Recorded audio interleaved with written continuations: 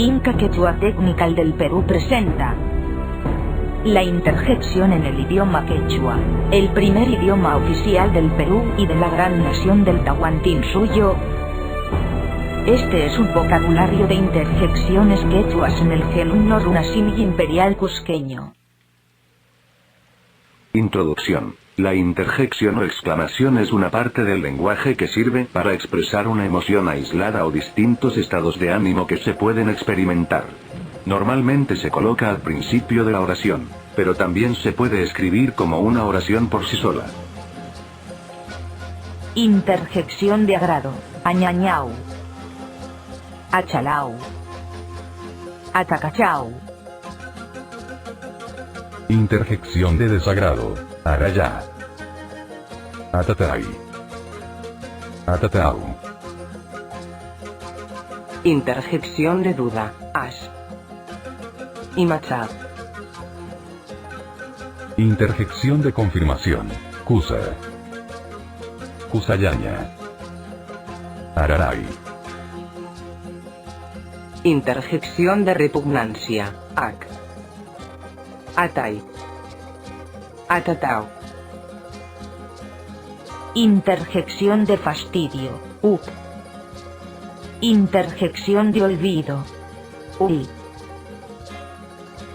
Interjección de queja: ayau, o ayayau, acacao, ananao, o ananay, alalau, achachao, o achacayay, au. Interjección de admiración: achalau, o añañau, isis, atau. Interjección de sorpresa o incredulidad: yau. Interjección de aliento: causachun.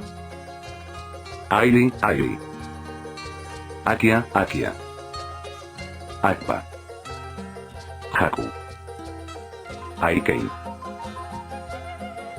Interjección de saludo: waikei. Interjección de deseo: ichayá.